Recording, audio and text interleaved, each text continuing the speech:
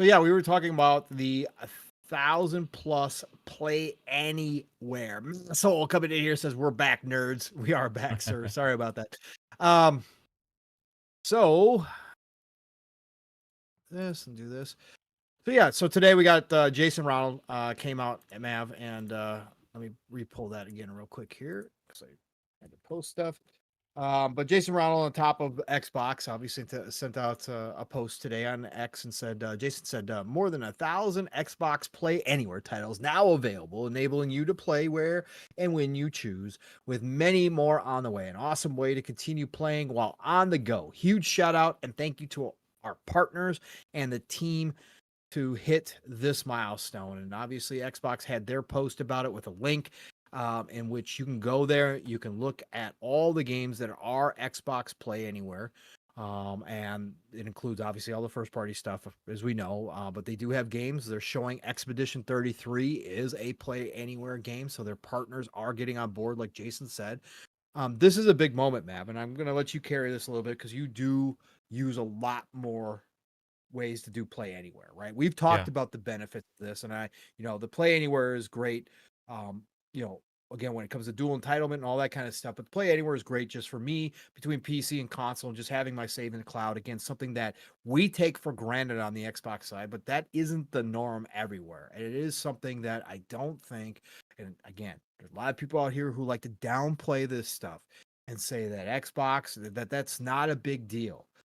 Like, again, I could sit here and do that. Like Mav plays on his phone or Mav plays on his tablet in bed, uses xCloud way more than I do, right? By a long shot. I never touch xCloud. I don't have any reason to touch xCloud right now. But Mav is doing it because it works for him and his situation at his house. And there's a lot of Mavs out there, not just like him, but there's a lot of Mavs out there who do want to use Xbox and xCloud in that manner.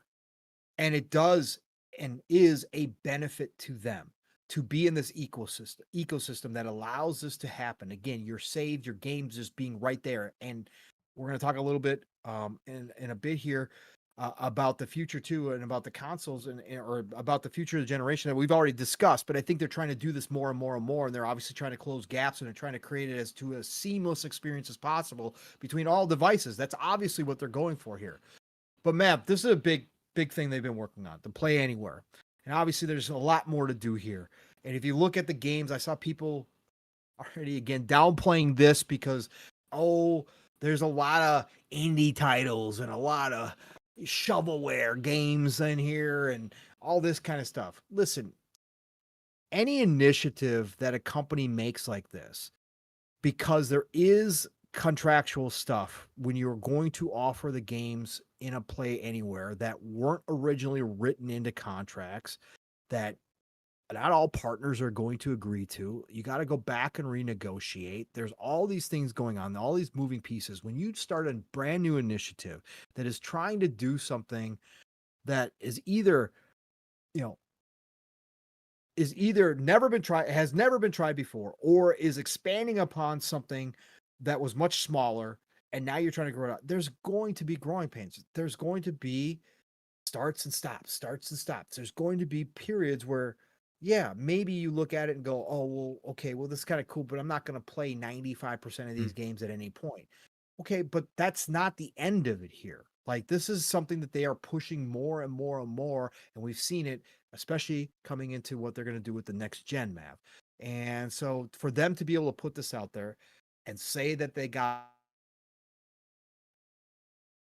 out, this, I look at this much like the backwards compatibility. All right, it started out as an idea that Phil promoted and pushed hard, and then it grew into this whole thing. So for a very long time, we were getting continuous updates on backwards compatibility. Yeah, they eventually ran out with opportunities to do backwards compatibility and they kind of shut it down. But now we know Sarah Bond and her promise to not only work on backwards compatibility, which they're going to have to do, which they're doing again, obviously with ABK, lineup, but also forward compatibility. That they started a whole new group. So these things are going to have these moments. I think this is awesome, even though I don't currently use a whole lot of what this is going to do.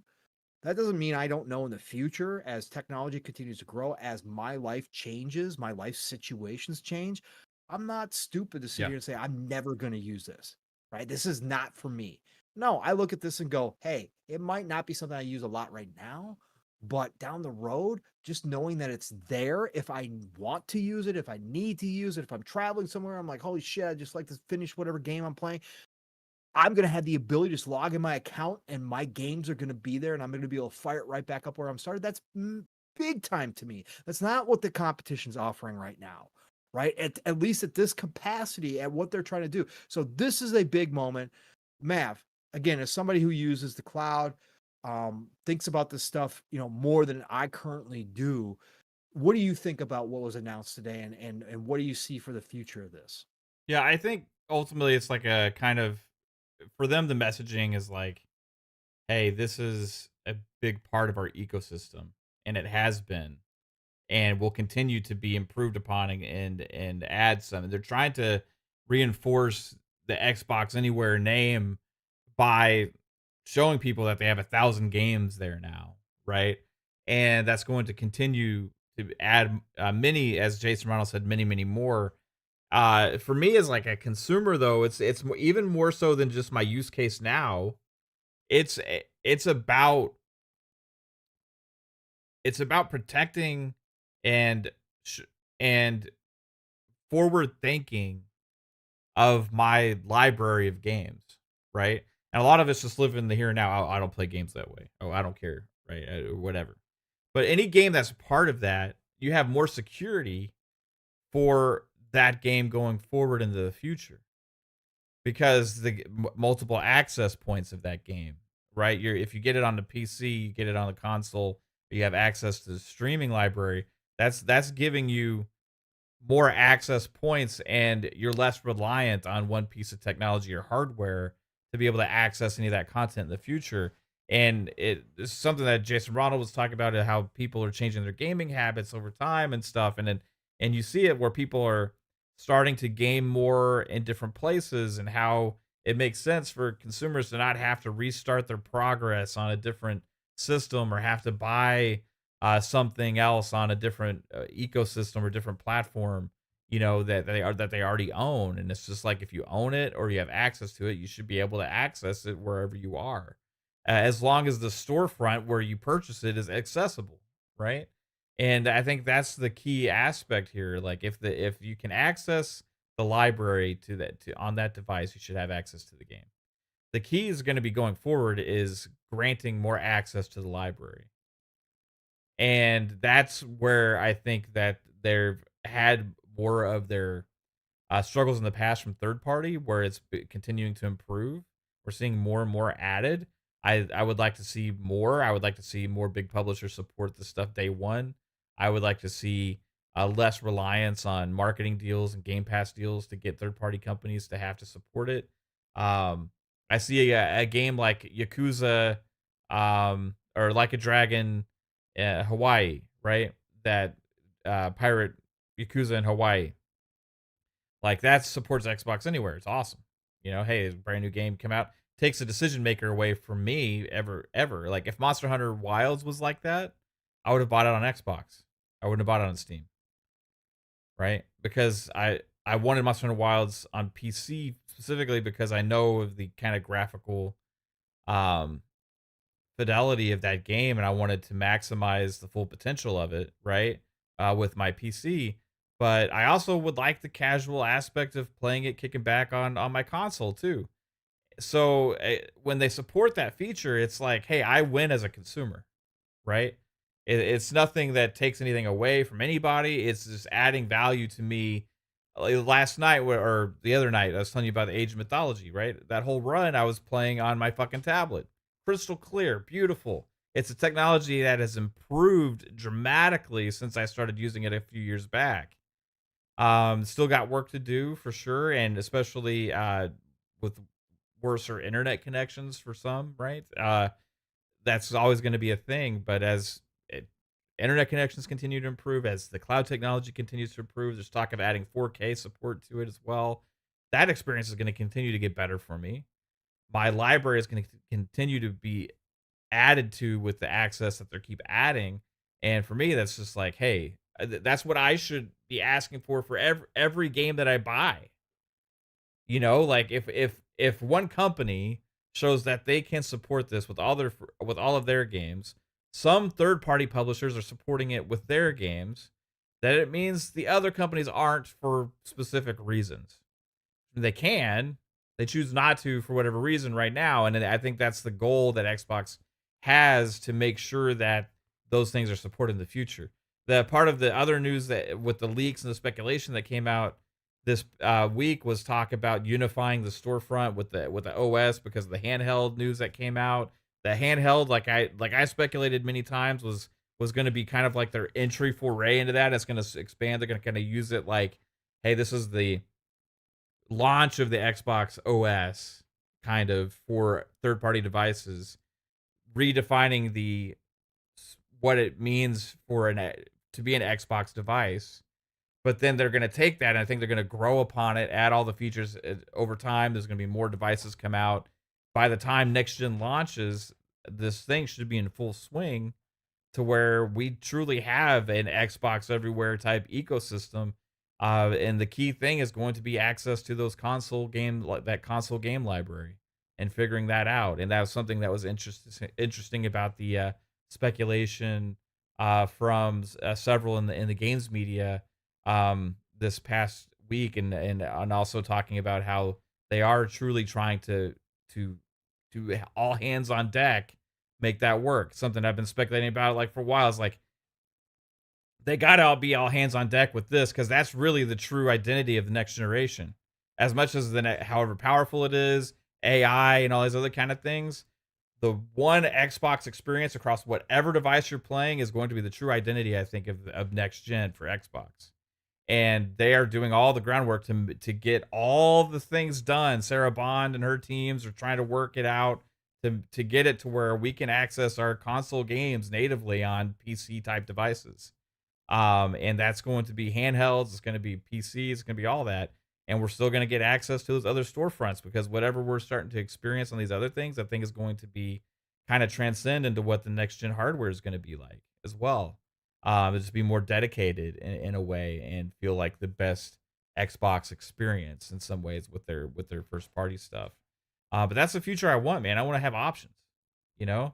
And Xbox Anywhere, Xbox Everywhere, all these things is stream your own game as well. Like all these things are crucial, I think, for them to make it work, unless they figure out the other kind of solution to bypass all that. And so it's going to be interesting to see how that's working. But part of it was going forward, supposedly being able to have the ability for them to just make one game featuring Xbox Anywhere or whatever that just goes everywhere, instead of having to have multiple ports or whatever, right?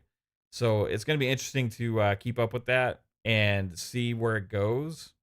It's the whole, I think, Xbox Everywhere commercials and all that advertising they had was kind of like earlier than they should have done, probably, because I think that this is where they're headed, right?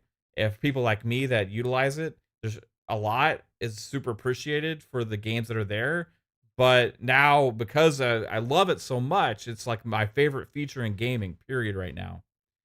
Buying a game, being able to access it wherever, right? Progress, get to play on PC, get to play it on console, get to play it on the cloud. I can't ask for more as a consumer for value for me, for my purchase, or the access to my subscription, right? So it's going to be really interesting to see how they develop that, and I think that they're going to figure it out. GDC, a lot of the stuff I think is coming out because early stuff from leading into GDC, right? And they're trying to prepare that. I think we're going to get even more information and more news on this stuff going forward, especially about potentials of how these devices with the new OS is going to work, and also the added games that are going to be going into the Xbox Anywhere, also stream your own games. I think there's going to be more there also. But yeah, man, it's what should be the standard going forward for consumer protection for digital purchases, right? We talk about all the time how, like, hey, us as gamers should be like championing, because we're in a digital age now. Physical is dying, if not pretty much dead at this point to an extent. That we should be championing for more rights for digital ownership, or protections for digital purchases, or more access to our digital libraries and stuff. So expanding upon what it means to own a game or have a copy of a game or being able to access it wherever is the right thing. It's what we should all expect. We shouldn't have to think about double dipping. We shouldn't have to make a decision on PC or console, or whatever. It's something that I think is important just at the core foundation of game ownership and paying for a service going forward, right? And I understand that it's different, right? But that's the day and age, that's the time that we're going into. So that should be almost like an expectation for me. Now it's not, because this is new, kind of. It's not there yet for a lot of companies, but I think for gamers, this is the kind of stuff we should celebrate and push for, right? And it doesn't have to be Xbox. It could be PlayStation. It could be Nintendo. It could be any publisher. Making sure that their games support that feature. Like, I give a shout out. We talked a lot about Ubisoft before Lost Internet. We talked a lot about Ubisoft, but with Ubisoft, that's one of the things I commend them for, because at least with Ubisoft Plus, if you do have the subscription, you can access the PC version, you can access the console version, and your progress will cross over. So you have multiple companies showing that this is possible to do on a publisher level, and also platform level now with Xbox. I mean, more companies on board treating their games and properties the same way, right? Like, so for me, that's a huge thing. 1,000 games is a testament to what they've done so far. They got a lot of work to do, especially with where they're headed. They're very forward thinking. Only company that talks about forward compatibility, right? You never hear any of these other fucking platforms or publishers ever mention about making sure consumers and gamers are protected for the games that they're buying now to be able to access and play in the future, except for Xbox and Microsoft, right? They're the only ones talking about that stuff, and for me, that's important. So I think it's the right thing, and that's the most important thing. It's like, for me, it's not even like, hey, this is a cool additive thing. This is what should be the standard, and it's for almost sad to me. Like, we're already at this age where, like, most publishers are like 80 to 90% digital sales now. And we're just now getting to this conversation where it's like a feature that some people are celebrating and liking, where it should be, well, why is it different in games than it is for movies and music or any other kind of form of media that you would purchase for entertainment? Like, why does it have to be so different with that? They need to figure that out to give us access to our content. So, yeah, kudos to Xbox for taking the initiative to carve that path, because just like Game Pass, they disrupted the industry and carved a path that was pro consumer for me, right? This is another thing they have carved out a path and disrupted the industry with. Publishers weren't just outright willing to do this stuff, right? It's them having to kind of, hey, we're created this situation. They started it with smart delivery, which was kind of like, oh, you mean I can access my game on an Xbox One and a next gen console? We were all like, oh, what? That's different, right? I'm not gonna have to buy another copy for next gen. It seems so asinine to even think about now. Like, that we would even have to make that decision. It seems like asinine that we even have to think about it. But not all the publishers went that direction. Especially not all the platform holders. But now it's like, I can't believe a lot of people were like, we were in that state of moving to next gen, and it's like, hey, that's a cool feature, right? It should have been an expectation. It should be an expectation for us going forward for access to our games with this too. So, it's gonna take more, and probably because they're behind, they add more consumer or they have been behind from the platform perspective of console sales. Their access, they're spreading out the access to more places to gather more gamers in. So that's part of it from a business side. I get that, right? It's not just all for us. Is like, hey, they're trying to attract more gamers to be able to purchase their games, right? I mean, it's definitely a win there for them, but it's something that I think like should be. It shouldn't be like, oh, cool, this one supports it. It should be like, fuck them. They didn't Right. support like giving my game wherever I want. And that it should be flipped in that mentality a little bit. And I think eventually it will get there. Eventually it will get there. I think the expectations will change. But it's just gonna take time and more games supporting it, them promoting it more, and the technology of streaming also getting better as well. But I think a part of it is also going to be these third party devices that keep coming out, because the more people that start owning those devices, that especially that are based on Xbox, are going to be like, oh, that game doesn't support Xbox anywhere. It's not even available for me to buy. Right. So it's like that sucks. And those publishers are going to want to start to be able to make sure their games are accessible for those gamers, right? So in order to be on the default launcher on that storefront, you're probably going to have to support Xbox Anywhere. So let's hope those devices are successful, because the more successful they are, the probably better we get for access to our games as gamers. Again, Xbox could end up working out a solution of a whole workaround with this to make sure all games are accessible anyway, and you just have access to multiple storefronts, all inclusive. But getting the console games onto PC is the key. So Correct. we'll see. Yeah, they got a long road. Again, this is so far from the final form that they're thinking about here, Matt, but it is an important step. He's just said towards what ultimately their vision is going to be. And again, this is the thing that I've said all along. Whether or not all this works, okay, it's going to be one way or the other, right? Either it's going to work or it's not. We'll figure that out. We'll find that out 5, 10 years, 15, 20 Yeah. years from now. The point is they're trying, right? And people, again, dismiss a lot of this stuff because they're not in the ecosystem, because they don't experience it. And it's just like, oh, well, that's cute, but it really doesn't do anything. No, it actually does when you get used to it. And I think that's the thing that both you and I just expressed, is that we've talked about this a lot, is that if you're in the ecosystem, it just becomes, it becomes a standard for us. Like, we don't even think about it. But then you go elsewhere and it's like, what do you mean I can't do that? Well, what do you mean my save's not there? What do you mean I can't play my game elsewhere, right? That still is, that is, to me, Microsoft and Xbox trending, or not trending, but breaking new ground, and being committed to the point where that they have built the back end infrastructure for years and years to get to this point. Like, people don't realize how much work has gone into all of these initiatives that they are trying to do right now to even get to this point.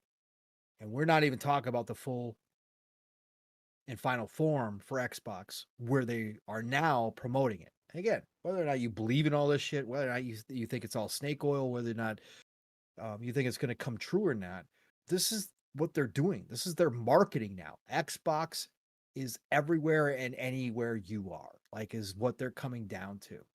And so every step towards that reaffirms that this is what they are doing. And to me, it's doubling, tripling, quadrupling down. That's got me excited for the future.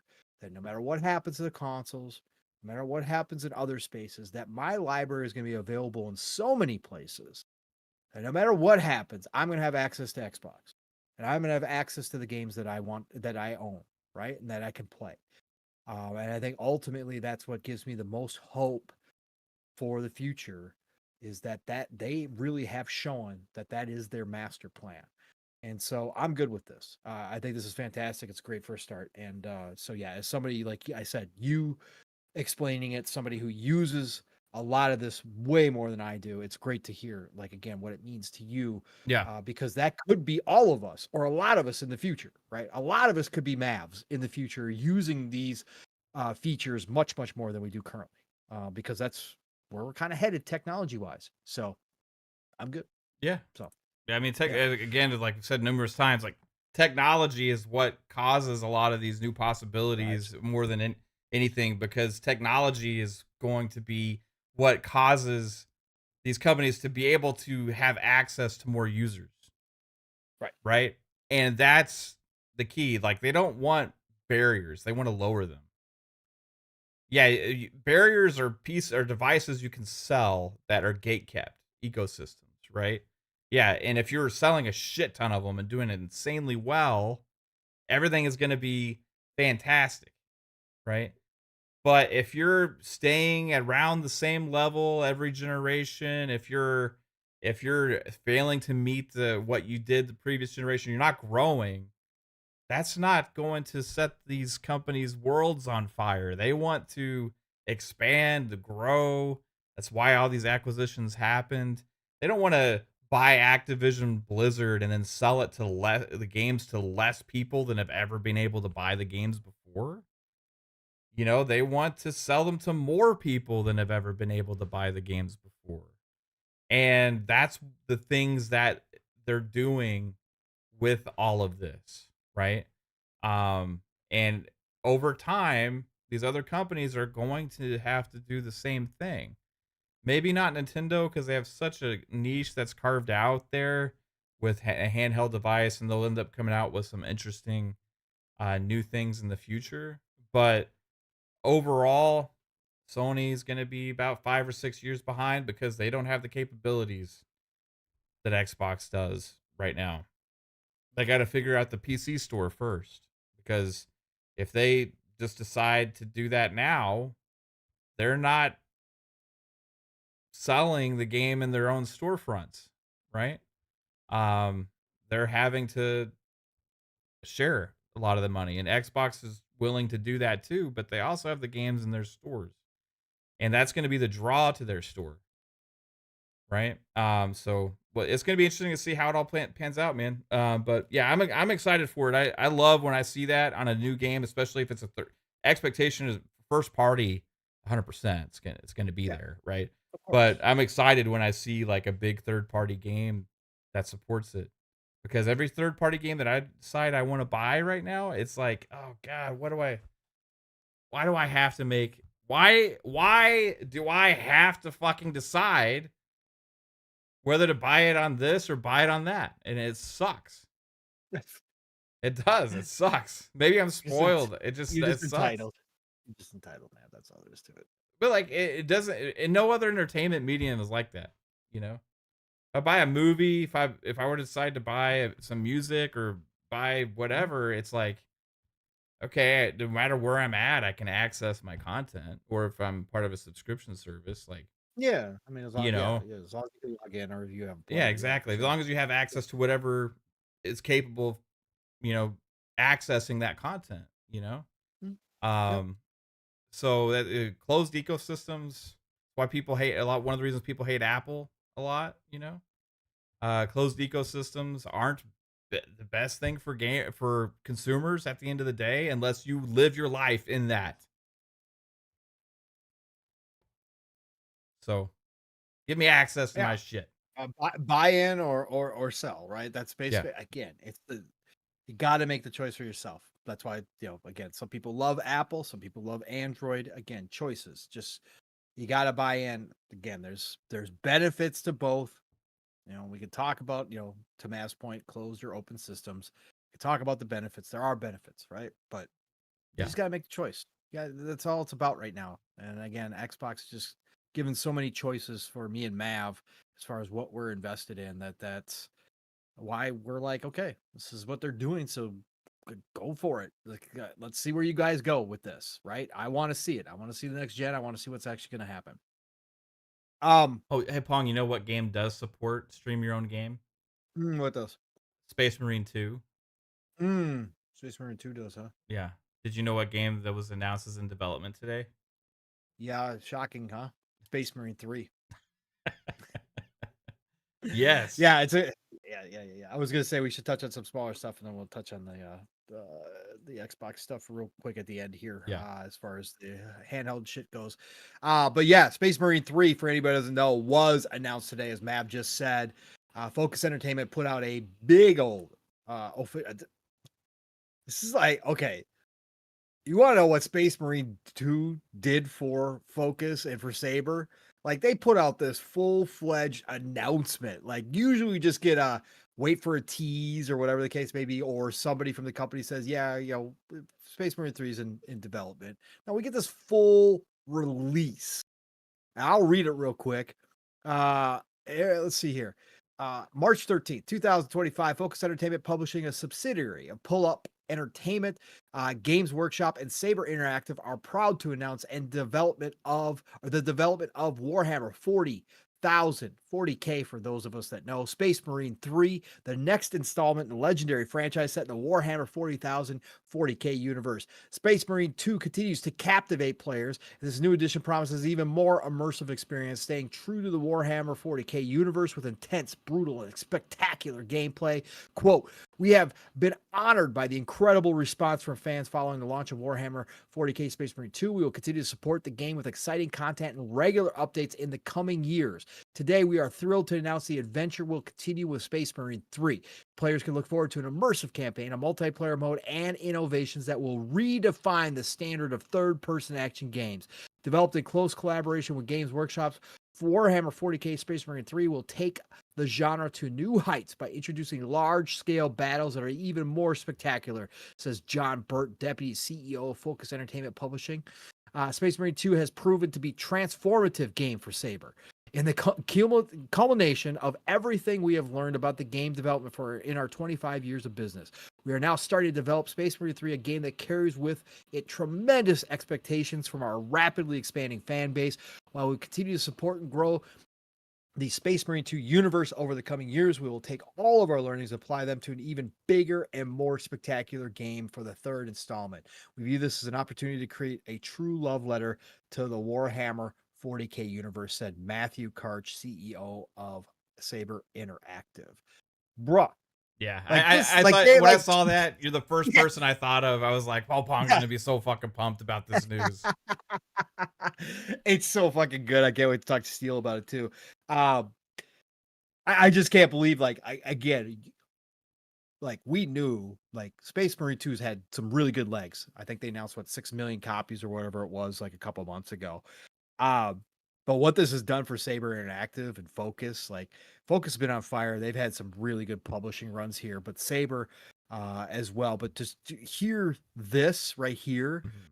like to put out this big release, like, hey, we're years away, but we gotta let you know that we're making Space Marine 3 and it's gonna be even bigger and badder than Space Marine 2. Like, they're in. Like they know they hit the jackpot with this one. And I love this. I just love the confidence, man. I love just turning around and saying, you know what? Yeah, we're gonna continue to support too. We love that you guys love too. But hey, by the way, we're just going all in. Space Marine 3, bigger, badder, more explosive than ever before. It's coming.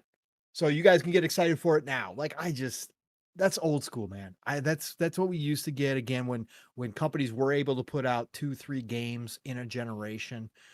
This is what we got because those announcement times, just turnaround times were really fast.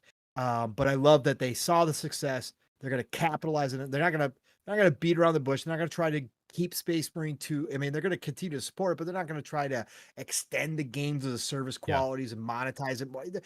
Nah, we're going to do our thing, but we're going to turn around and make 3. What a big this is an awesome announcement, man. I can't wait. It's gonna be next gen, of course. I mean, Yeah. we're gonna be rolling in. Look how beautiful that game was on current gen. Fuck, I can't wait, bro. It's gonna I be mean, I amazing. think they have the foundation now to create like a massive franchise from this, right? So Yeah, I think they're trying to seize on that opportunity as well. It's like, hey, this was super successful. This is going to be potentially like within the Warhammer universe. Yeah, it's Warhammer is the grander yeah, thing, but Space Marine right now is a big name in gaming because of how correct. successful it was, and they can take Yep. that, keep growing it, and that will help. That'll help that Capitalize, studio. It'll help development capitalize, of bro. other games as well, and, like, that'll be there like Assassin's Creed. But in a lot of ways, I mean, Yeah, for a Saber, yeah. I mean, again, when you got a game that's probably approaching 7 million copies sold right now, yeah, when they didn't have again in a studio who smaller size kept the budget down, Mav. didn't take 6-7 years to come out like some AAA stuff does. Again, I think Space Marine 2 is AAA. It's like it's got that quality to it, right? So for Saber, yeah, I mean, you hit the jackpot, you turn around and go back in. This is what you do. This is what the studios used to do. This is why I love this, man. And I think people are starting to figure this shit out, man. So yeah, it was super dope just to see this come out today. Just like no waiting. Just we're gonna do this, man. So yeah, it was awesome. Omerta War comes in here, member for 19 freaking months, man. Shout out to you. Said, have a good show, dudes. We'll catch the replay. Yeah, make sure Omerta War, you catch both replays, part 1 and part 2. Sorry, everybody, about the slight breakup of the show tonight because Mav's internet conked out on him. But so we do have 2 parts of the show. So, but anyways, appreciate that. Alvin, of course, with the $2. He's a Warhammer fan.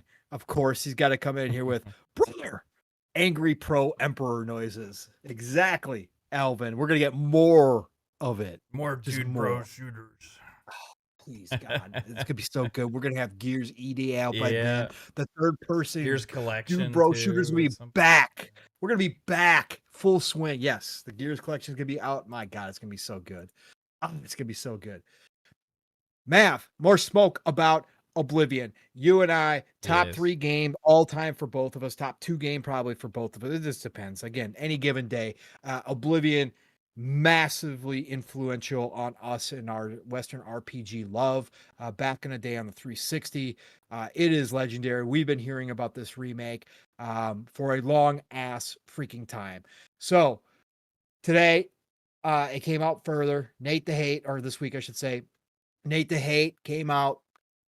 It has been also corroborated by VGC and their sources as well. Again, take all this with a grain of salt, but obviously the remake is happening. But they confirmed that the announcement is going to be April and it's going to be released by June. Okay? Nate the Hate tonight, I think it was tonight, he came in with a follow-up. Yeah, it was 5 hours ago. Nate the Hate said, a quick update on the Elder Scrolls 4 Oblivion announcement and release timing. As plans stand, both the release and the reveal are targeting next month, April. The gap between the reveal and release will be minimal. A shadow drop is possible. Yep. Okay, so there was hold on. I'll read these. Let me read these too. There was some more details about this game as well, Mav, released on the Discord. It is a anniversary edition. Supposedly the announcement is going to be April 20th. So think about third week, somewhere around there. Now that Nate Hate say it's going to be close to that time frame. Full remake on Unreal Engine 5 while running on the Creation Engine. I can't wait to see how this works. Fluidity, more like Skyrim rather than Starfield Fallout. Looks better than both. Graphics like Metal Gear Solid 3 Delta. Okay. Whoa. Hold on now. Really? I mean, this is getting a little extreme. This is getting a little too good to be true now, Pong. Grain of salt here, guys, but I'm just saying, okay? Can you just read that list again because it's making my heart flutter. Fluidity, more like Skyrim rather than Starfield Fallout. Looks better than both. Graphics like Metal Gear Solid 3 Delta. Wow. Bro. I'm just saying, some cut content has been restored and added to the game as well. All expansions and DLC are included. Thank you, Lord. Priced at $79.99, no pre-order bonuses. Deluxe edition includes art book, soundtrack, and 2 sets inspired by Morrowind and Skyrim. Okay, $79.99 what? I'm assuming for the deluxe. So I'm Oh, assuming okay, that's the deluxe yeah. art book and soundtrack. Yeah. No, the one big thing where I saw the Bethesda community dumping on this game, and again, I don't understand I don't understand a portion of this gaming community anymore. I really don't. Like, again, I can't imagine being so disappointed in everything that shows up. Like, instead of celebrating this chance, and again, I know we still have Sky Oblivion too, which is a independent, um, modded from the actual Bethesda modders. A Sky Oblivion is a independent remake of Oblivion, which is also coming out this year supposedly. So we're gonna have that option too on PC. But why not celebrate this? But anyways, the news that kind of got everybody in an uproar and they said forget it. Number one was Unreal Engine 5. There's so many Unreal Engine 5 haters out there, like complete haters, that they don't even want to touch it. But because it's an Unreal Engine 5 on top of the creation engine, no mod support is planned, because obviously it's not the creation engine. So there won't be any mod support for this version. So everybody's up in arms. I don't fucking Again, I'll speak for myself. I don't fucking care. I get to play Oblivion, potentially looking up to par with what we've seen from the trailers of Metal Gear Solid 3 Delta, Mav. I get to play Oblivion like that with updated controls. I get to go back to that in 2025 unexpectedly. This becomes, I said this before we got the details. I said this before when there was just smoke that we were getting this remake. This becomes my most anticipated game this year. Yeah. Because of how big of a fan I am of Oblivion. Now, it could come out and I could say, oh shit, it didn't live up to expectations. I don't really like what they did with Unreal Engine 5, blah, blah, blah. Right? Because again, this is not Bethesda doing this. They're obviously helping, but they're Yeah, not yeah, doing yeah. it. So they could screw it up. And I could say, okay, well, no, the old Oblivion is still better. I can't believe they did this. But chances are that's not going to happen. Chances are I'm just going to play what is a better version of the original Oblivion that I fell in love with almost 2 decades ago during the 360 generation. I can't. I'm all in.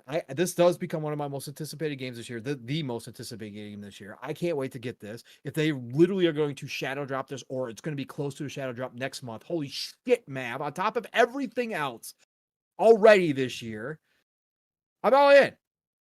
Mav, what do you think? Oblivion, you gonna play it? Am I gonna play it?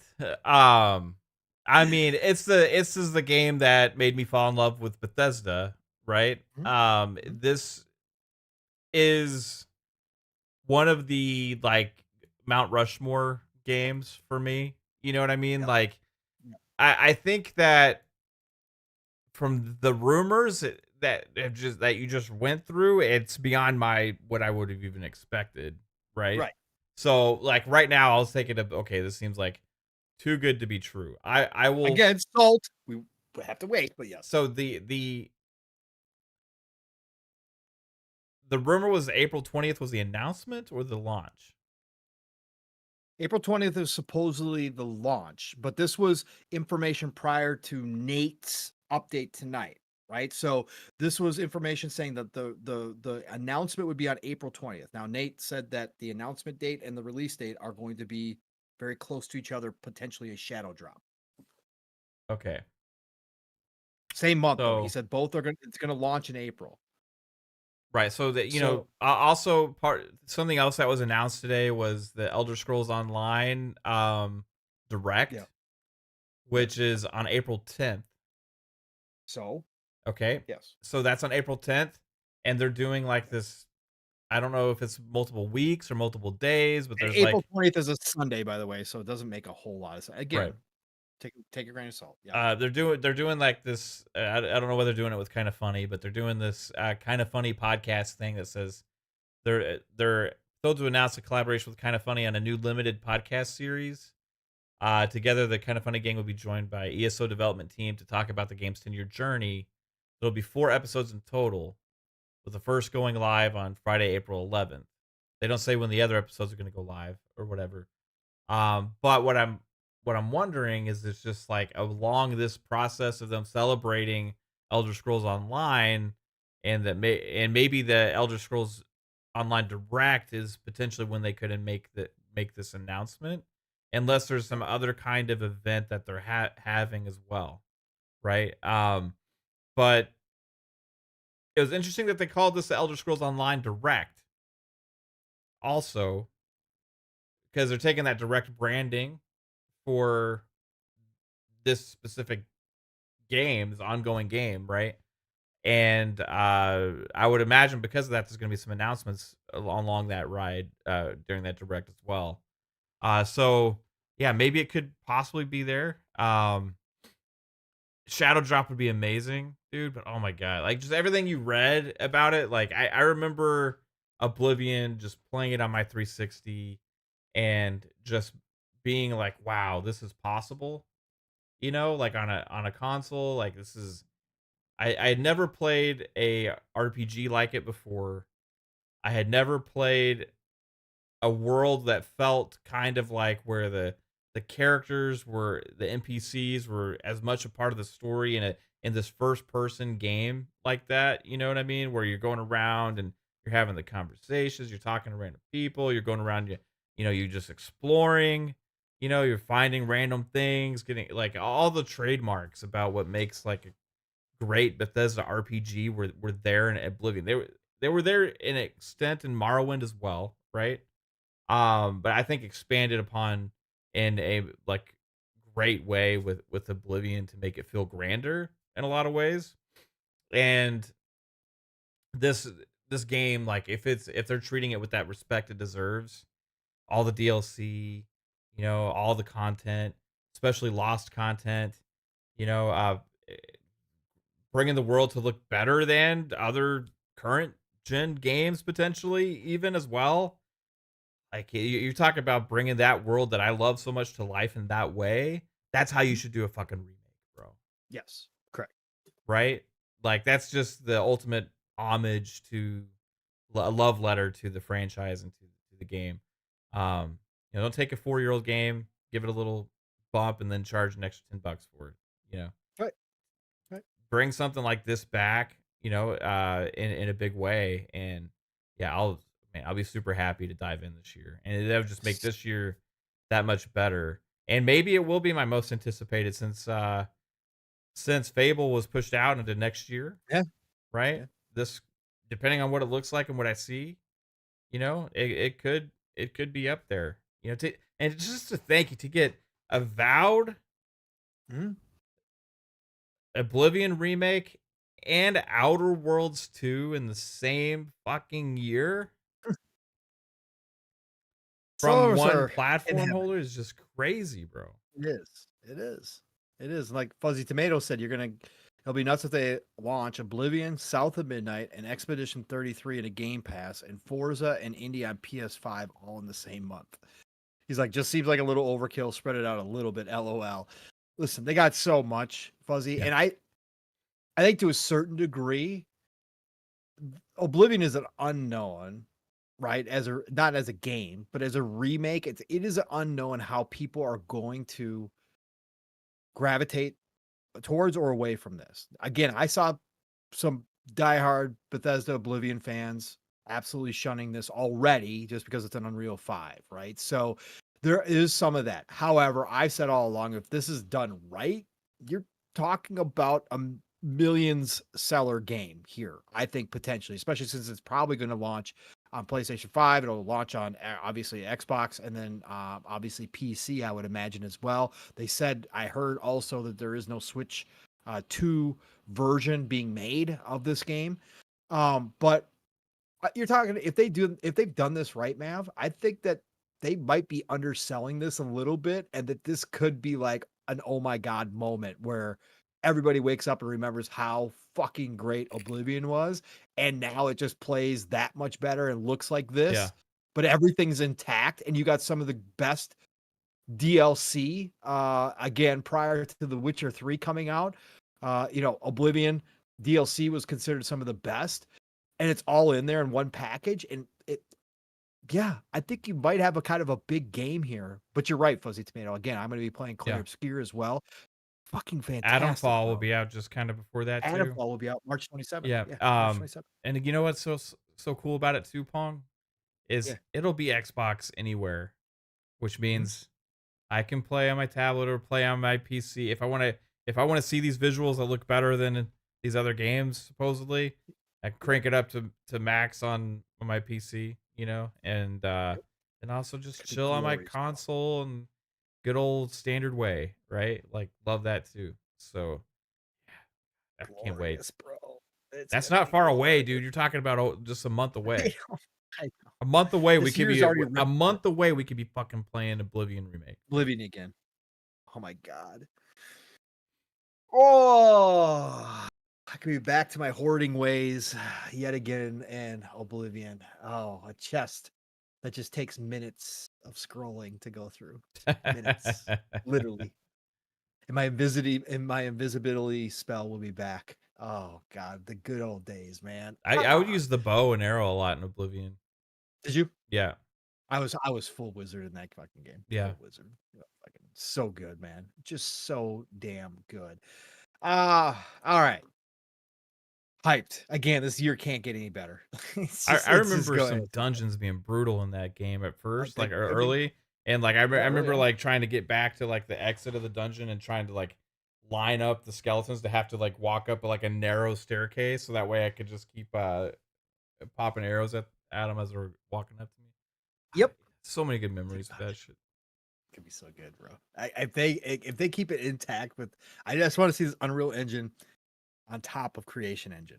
Like it was not the first time we've ever heard of this happening, but I want to see how this works. Yeah. What it takes away or what it advances. Oh god, man, this could be so damn good. Anyways, it's so damn excited. All right, last topic before we get everybody out of here, Mav. And so I can go to bed. No game Yeah. playing for me I gotta go tonight, to the but that's store okay. still tonight too. You do? Okay. Yeah. All right. Well, you guys are night owls. I don't know what to say. Let's see here. So let's talk about this. So obviously this is not new smoke. We've been getting smoke Mhm. about next gen for Xbox. We just talked about it last week here on PM the PM. In fact, now this week we got some supposed clarification, right? Which does not line up with what we talked about last week. In fact, it goes around our 2026 prediction, Mav, on both sides. Yeah, yeah, It yeah. goes all around it.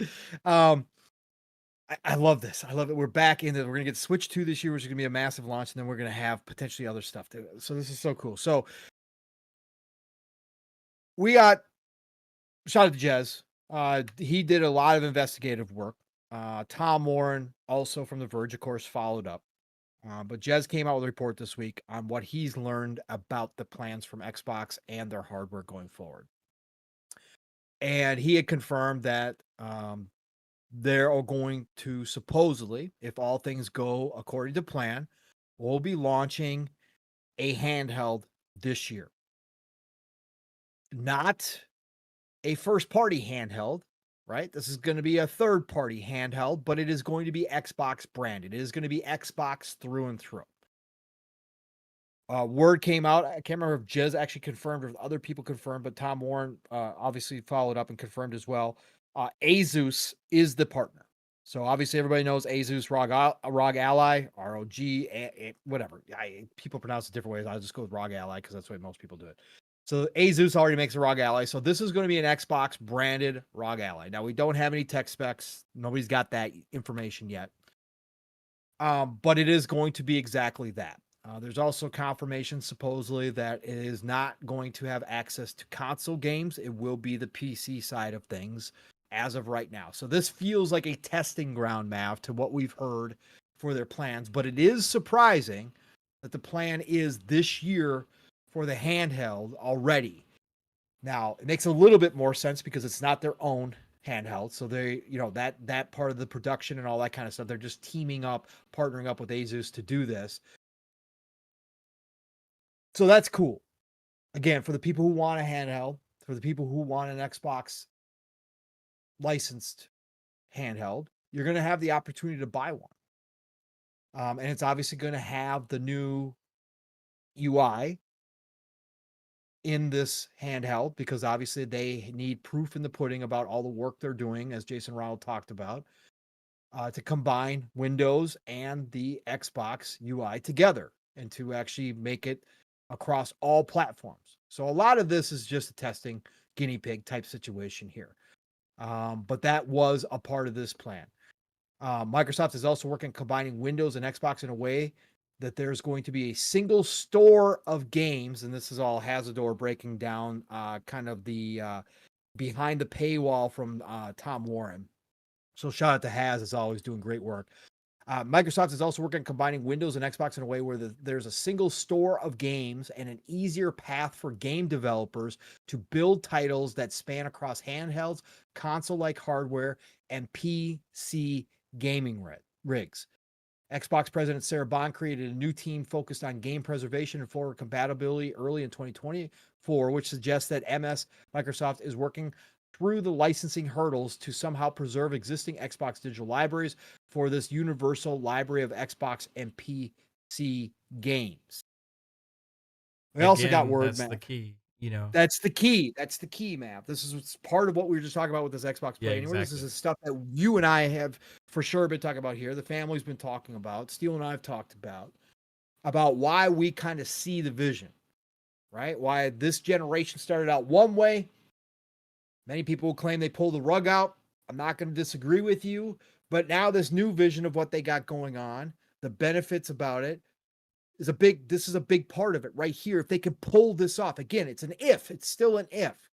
The fact that they are working towards this, the fact that they are going to put out a test handheld this year, right, to see the response, to see how things work, tells me that they really want to do this. Now, on top of all this, we also got word that the console, and this was from Jez, is shooting for 2027.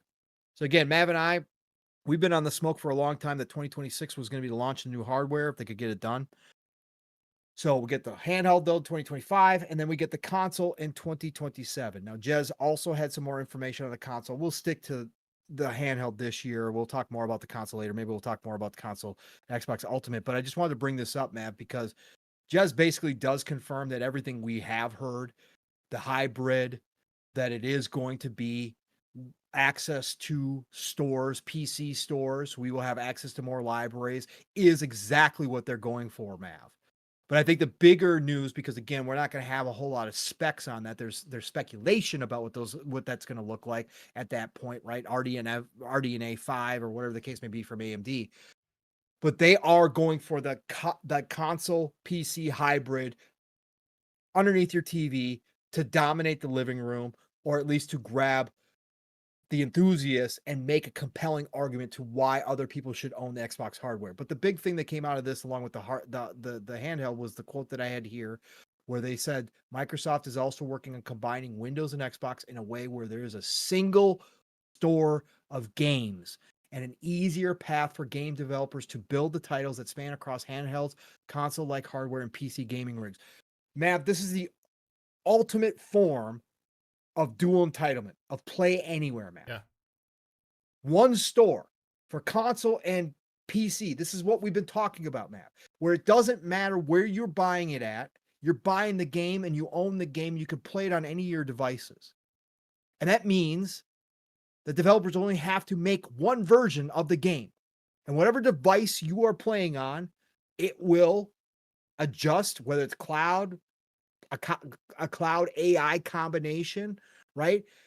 On, like, let's say your mobile phone that adapts to whatever device you're working on, or whether it's your console, right? With some AI mixed in there, like we have on PC now, whether it's your PC, it is going to be one version of the game, but you will own that version, Mav, across everything.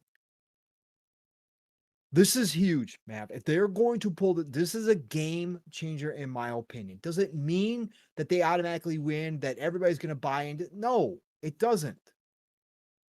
But this means that what they've been talking about, Mav, is what they've always envisioned in the future. Having an ecosystem that invites as many people in as possible from whatever place they are at, whatever they have currently in their hands, and they can just walk through the door and access their library of games. And that is a beautiful picture to me. Right. Might not be for everybody. That's a beautiful picture to me. Matt, what do you think, first of all, about Asus and Xbox teaming up, and Microsoft seemingly, saying, hey, Asus, make this handheld for us, and we're just going to make it look like an Xbox, and we're going to put this Xbox UI, this new Xbox UI in there, and we're going to see how this goes. for 2025. Again, that's the plans. Now things change, but that's the plans is this year. First of all, what's your thoughts on that? Team up versus a first party handheld, which we've talked about, which they've talked about, but Phil confirmed what just last year that it's still years away. Maybe it was the beginning of this. No, it was last year, right? It was towards the end of Yeah, last year. yeah. We said we're still years away. And then obviously the follow-up map is kind of hearing about the 27 console, but more so that they legitimately are trying to get everything into one store and have it so that it's easy for developers just to make one version of a game. Everybody's gonna be able to buy it wherever you're at, and that's how they plan on kind of the future of what Xbox's ecosystem is going to look like from a consumer standpoint. What are your thoughts here, brother? Yeah, I mean, it's breaking new ground. I mean, Steam's doing this right now, but for Xbox and platform holders like that are currently exist, this is gonna be breaking new ground. Like I said a couple weeks back, like it is starting the foundation of it, so that way they can build upon it. And I think getting ready, like they got to get the device out there to put in people's hands, so that way they can put updates out. They can continuously work on more devices. Will keep coming out. They're going to add more to the Play Anywhere thing, and then I think this universal storefront thing is the key aspect that I've been talking about. How do they what's the work around the licensing stuff? Like the how do they figure that out? And that's the one thing I've for weeks now I've been talking about this and like just questioning like what is it going to look like, right? What is it going to look like? How's it going to work? Because right now we don't live in a world where that's possible, right? So that there's a hurdle that they have to overcome to make that possible, and that's what I thought. They would have all hands on deck. Building this new future of Xbox right now that is truly Xbox everywhere, right? And that's why it's the whole vision for the company going forward. And these devices launching with this Xbox OS is the start of the foundation of that, right? So when we look at this device, it's not going to be 100% what the future is, right?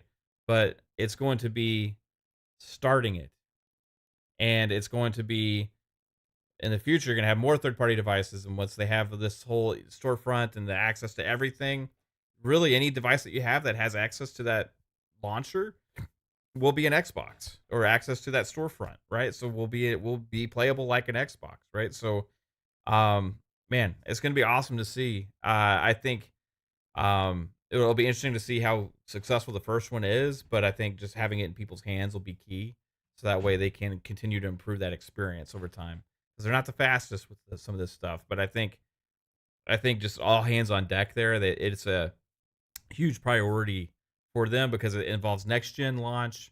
It involves the game accessibility. It involves game development. It involves storefronts. It just involves all the things involved with their ecosystem.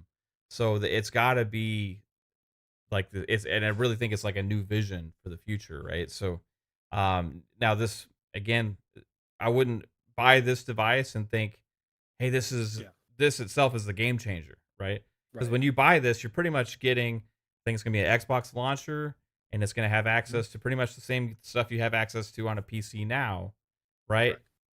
Unless they're able to add a lot of more stream your own games or able to add a lot more play anywhere by that time, right? But then along the way will come those other roadblocks that come down that transition and transform this over multiple iterations of updates and software updates and improvements to what they're building towards next gen. And by the time next gen launches, I think they'll be on all cylinders and we'll see that vision come to full fruition. Are you interested in this handheld, Mav? Will you consider purchasing it or no? It Since it is depend so it similar. it depends. I want to see the stats and I want to see if they Yeah. expand how much they expand upon the Xbox Play Anywhere and stream your own game features by that time. Okay. If they do, Fair enough. then 100%. Yeah. Then I'll be Okay. definitely interested in it. Or I might wait for the second device that comes out from somebody else. You know what I mean? Who knows? Yeah, and that's all. I mean, I won't again. Nothing is handhelds have interested me. Obviously, the Switch 2 is the closest thing I'll that I'm considering buying. And again, I'm probably not going to get that this year, but next year.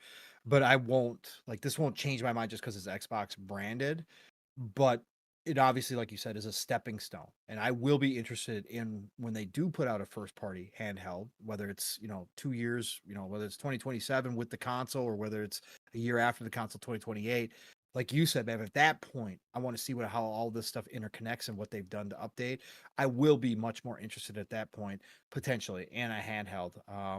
Yeah. But I think it's a good stepping stone because they have to. Again, if they're not going to make it internally, why not partner up Yeah. and put your UI in there, like you said, the custom UI that they still got a lot of shit to work on, and get it into the hands of people. It doesn't even have to be the biggest group of people, but just real world.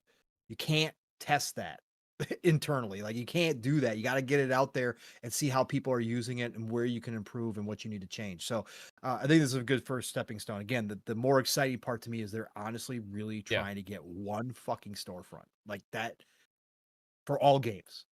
We win, We win. Yes, we win. I All don't right. care if Xbox wins. I care about if we win. Right? That's Yeah, I get you. Yeah. Again, I've like we are where we are, and again, whatever the case may be, this is the way they're moving. Again, for me as a gamer, that's all I care about at yeah. the end of the day. At this point, so, but yeah, I'm super excited for this shit, man. And if they pull out that console, and I've got access to my fucking Steam store and my Epic store along with my whole Xbox. I'm telling you, I will own one, even if I got I obviously have my PC, but even if I were to upgrade my PC, I will still own one just for the convenience if they make it seamless and easy, which they're going to have to do. Man, that's going to be exciting to start hearing Yep. what they're doing with that too. So, all right, Mav's got to get to the store. I've got to get to bed. So let's get everybody out of here. This has been a great show. Again, sorry, everybody. We had a small interruption and had to restart the stream with a new link. But we appreciate you all coming through.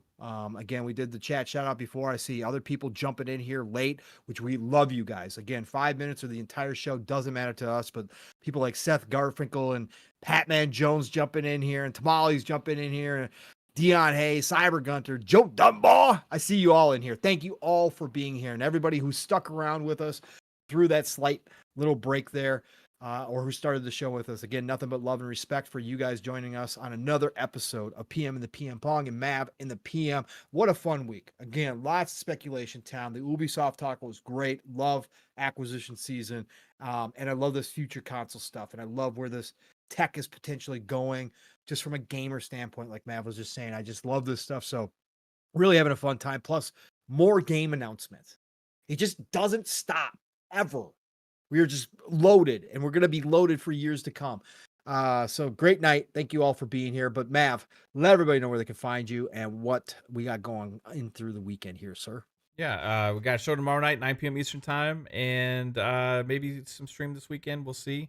And back Mondays for FSP at 9 p.m. Eastern time. Thanks everybody for hanging out tonight. Sorry my internet sucked ass in the middle of the show. But Yep. thank you for everybody for finding us again and catching part 2. Absolutely. And yeah, we'll see you around the corner. And what about you, Pong? Yes, sir. Yeah, Alonzo, agree. I never use mods on Skyrim or on Oblivion, so I don't care about mods. I think they're cool, but whatever. I'm not worried about the modding stuff. Anyways, yeah, everybody knows how to follow me. Pong Soul everywhere. Follow me, I'll follow you back. Otherwise, I should be able to make Xbox Ultimate tomorrow night. You know the place right here. Fun Speculation Network, 9 p.m. Eastern, 8 o'clock Central Time. Family gets together.